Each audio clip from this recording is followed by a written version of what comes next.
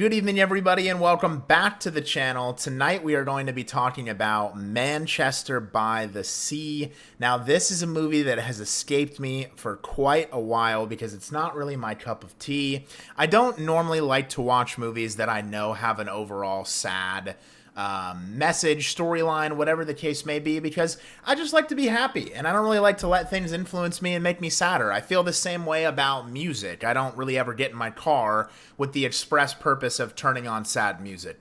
But there are some times in your life that you gotta let out some emotion. And I've been feeling this way for the last couple of months, that I needed to watch something that was really going to provoke that emotion. This is going to be a pretty raw and real review, which I think is the only way to do a review about a film like this.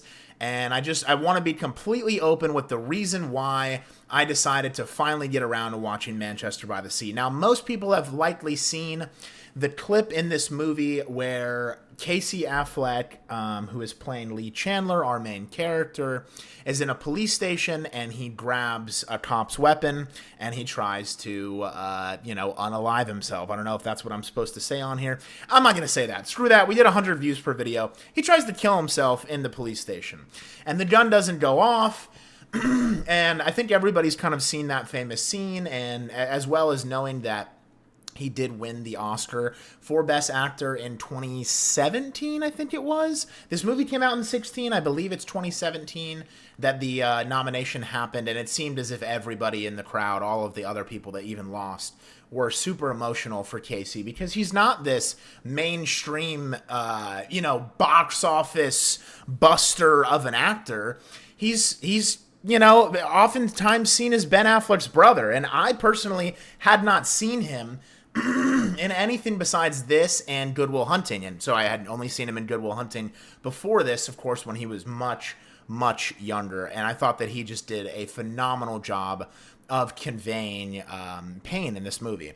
Now, I thought that it had kind of ruined it for me seeing the scene with him in the police station, but it really doesn't. Obviously, there are going to be spoilers in this movie. I think that if you're watching this review, you've likely already seen it, or you don't plan on watching it, which I think, for a lot of people is probably a good thing. It's an incredibly depressing movie.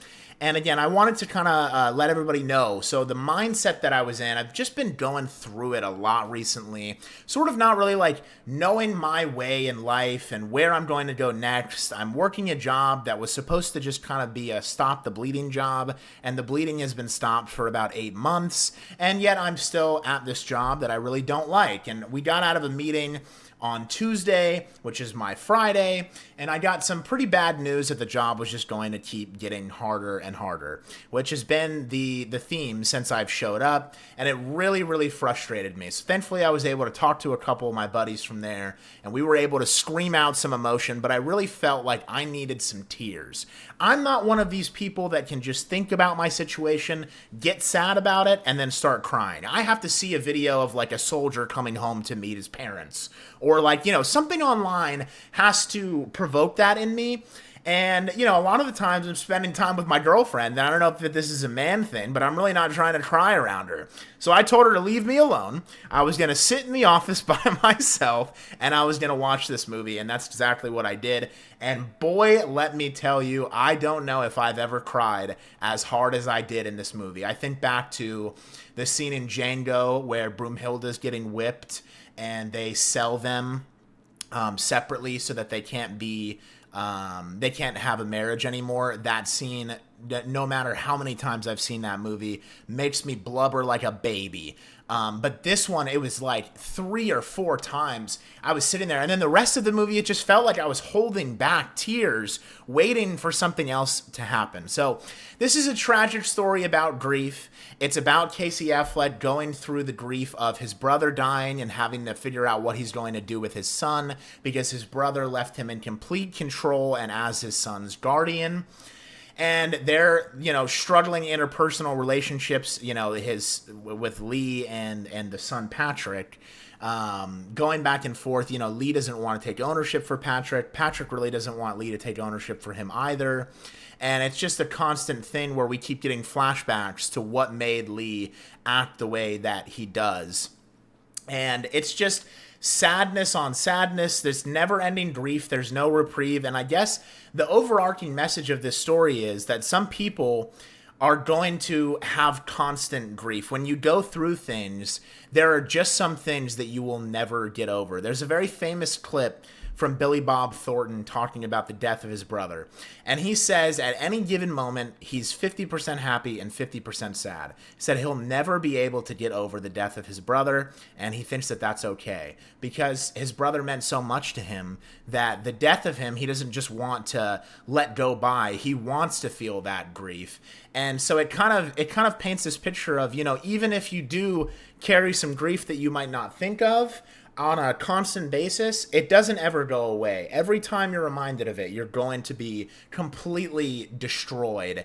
And Casey Affleck's character really demonstrates the, self-inflicted gunshot wound plus not wanting to get help because he doesn't feel as if he deserves it, not wanting relationships with people because he wants them to be pushed away because he's just a burden and a destructive person. And people can get to this way. You can feel this way. I felt this way before, but then, you really look at the totality of your life and all the people that care about you from the outside, from a logical perspective. That's how we're watching it as the viewers, in my opinion.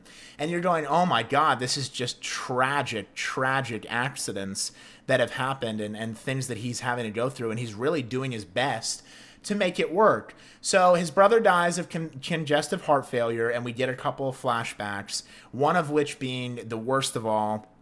He gets drunk with all of his friends, and our main character, lead, gets drunk with all of his friends, and his wife decides that everyone needs to leave. It's 2 a.m. She tells them to leave, but he's super drunk and on cocaine, and he doesn't want to stop the party, but he's out of beer. So he goes to the store, and before he goes to the store, he lights a fire because his wife doesn't like the central heating. It clogs up her sinuses. So he starts a fire, and he forgets to put the screen on the fireplace and comes back home to his house completely up in flames, and his children have been, burned to death inside. And his wife is taken out. She's the only one that they're able to save, and the furnace blew, and they weren't able to save anybody else. And so then we get taken to the police station scene. Now, this is, I think, about an hour into the movie, and you've still got over an hour left. So I thought that this was the climax of it all. This is where it's going to end. This is where, they're going to put him in jail for either, the death of his children or for grabbing the cop's gun and trying to kill himself. But that doesn't happen. He just confesses to everything, and they say, hey, man, listen, this is an accident. Accidents happen. There's nothing that we can do about it. You just have to deal with this. And that's not what he was looking for. He's looking to take accountability. He walked in there and told the real story because he doesn't want to, take the coward's way out and just go back home. How is he supposed to do that? How is he supposed to deal with it? So when he finally realizes that's what they're saying, that nothing is going to happen to him, he just loses it and tries to kill himself right then and there, which I think likely anybody would in that exact scenario. But then his world just keeps going. The grief does not stop. The world does not stop for you. It doesn't care how many times you've been beaten over the head. And that's an uncomfortable truth. And I think that that's why this movie was so significant, and why I had like 2 or 3 hours after it was over where I just sat there and I just felt so emotionally drained. And then I woke up the next day and I was so glad that I had watched the movie. I felt like it was exactly what I needed at that time, because it's just, you want to escape the grief. You don't want to deal with it, but at a certain point you're going to have to, and you're going to have to know that when this does happen, or if it's happening to you currently, you are going to have to keep it pushing in the best way that you possibly can. And that's all that Lee does the entire movie. And there's this great scene at the end when he's basically telling Patrick, listen, I'm not going to move you to Boston. There's been this whole back and forth push and pull. Patrick doesn't want to leave where his friends are and all this stuff. And, I can see how some people would say, I've seen a couple of comments, oh, the Patrick kid is such an asshole. His dad just died, and he's dealing with his grief in the way that he knows how. And he's basically saying to him, listen, I can't beat it. I can't beat this depression. I can't beat the sadness that has happened in my life. And there are so many people out there, so many incredible people, talented people, that deal with this, and that just their entire life it just ends up being, sadness from inside out. And I feel so hard I feel so deeply to those people, because I feel like I'm constantly fighting that feeling of dread, of wanting more, of hating some of the mistakes that I've made in my life. And it just felt so raw. And I know I'm likely repeating myself. I'm kind of getting lost in the Only Up gameplay. By the way, I didn't even mention that. We got some Only Up gameplay. I'm really trying to get good at this game again so I can get some better gameplay. I've only played it for a couple of hours these past few days. And I want to continue on this gameplay and show you guys me beating it, because I used to actually be a speedrunner for this game. I think my lowest time was in the 30-minute mark, something like that, which was pretty good. I mean, a few minutes off of the world record, of course, but still pretty dang good. I would say that I'm top 1% at Only Up. Shout out to me. But yeah, I wanted to make a review about a movie that was kind of out of my wheelhouse, and I had been saving this one after my hard weeks. Some weeks just didn't feel hard enough. It didn't feel like I needed to let out the emotion. This week was so difficult, though, that it just felt like it was finally time, and I felt like this movie found me at the perfect time. I've known about it for so long. I've known that it was a heartbreaking, emotional story, unlike something like The Pursuit of Happiness, where you watch the movie, and yes, it is incredibly, incredibly sad the entire time, but then he wins at the end. Versus this movie, he doesn't win at the end. He just figures out how to keep moving forward until the next day. And I thought that was absolutely beautiful. So I'm going to keep this one a little bit short. We just got to the false ending, which is about halfway through Only Up. I'm going to continue on this recording on my next video. I think my next video will likely be a rant about how I hate that everyone hates everything.